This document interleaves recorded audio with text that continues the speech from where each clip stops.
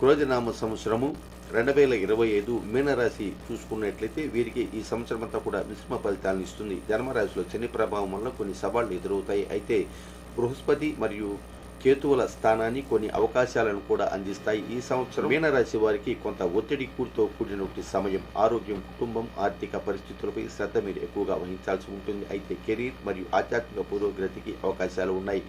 కుటుంబంలో మీకు సభ్యులతో కొన్ని అభిప్రాయ భేదాలు తలెత్తేదానికి అవకాశం ఉంది మరియు కెరీర్లో కొన్ని అడ్డంకులు ఎదురవుతాయి. ఆర్థిక పరిస్థితి కొంత అస్థిరంగా ఉంటుంది. ఆరోగ్యం పట్ల మీరు శ్రద్ధ వహించాల్సి ఉంటుంది. అలాగే జనవరి, ఫిబ్రవరి, జూన్, సెప్టెంబర్, డిసెంబర్ మాసాలు శుభకాలాలుగా ఉన్నాయి. మార్చి, ఏప్రిల్, మే, జూలైలో అశుభకాలాలుగా సూచిస్తున్నాయి. ఇక పరిహారాలు చూసుకున్నట్లయితే శనివారం నవగ్రహాలయంలో శనికి తైలాభిషేకం చేయించుకోవాల్సి ఉంటుంది. దశరథ ప్రోక్త నిధి స్తోత్ర నిధిని మీరు పఠించాల్సి ఉంటుంది. నువ్వుల నూనె దానం ఇవ్వండి, నువ్వులను దానం ఇవ్వండి. గురు దక్షిణామూర్తి స్తోత్రాన్ని పఠిస్తే మీకు ఈ సంవత్సరం అంతా కూడా కలిసి